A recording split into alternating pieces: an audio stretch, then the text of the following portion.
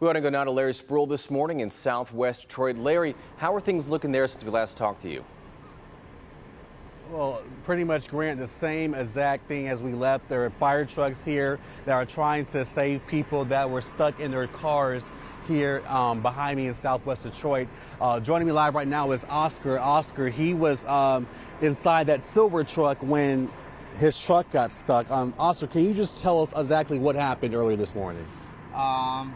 I was on my way back home trying to get my kids safe, after trying to train with a friend of mine, and I see, I have an open spot. I crossed through it one time, and we fell asleep from about 2 in the morning to about 30 minutes ago, and then my kids are waking up saying they're scared, so I'm like, I had no option but to come back around, and I was like, hopefully if I get over on the other side of Verner, I can be able to, I got other people that stay around, but, things happen, and I'm glad. I mean, I got my kids next to me saying, hey, papi, I'm scared, and it's 3 of them. My wife is pregnant.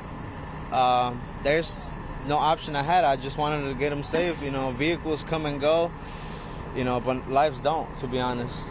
We had video of you walking back and getting your kids out of the truck and bringing it to the fire truck. What was going through your mind that entire time? The water looked pretty deep out there.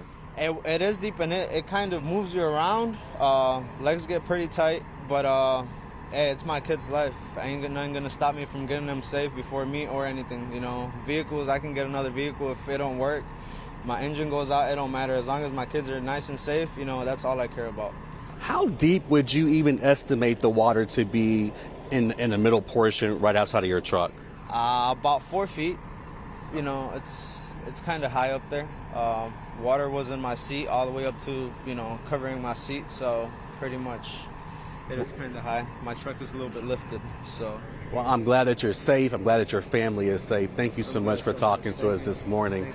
And guys, it was incredible to watch, just to see him go back multiple times to his truck to save his kids and carry his kids on his back. He carried his pregnant wife on his shoulder. But just a warning, it just goes to show that once again, like if you're driving or trying to see water this high, don't even attempt to drive through it. Just turn around and be safe. We are live on Southwest Detroit this morning.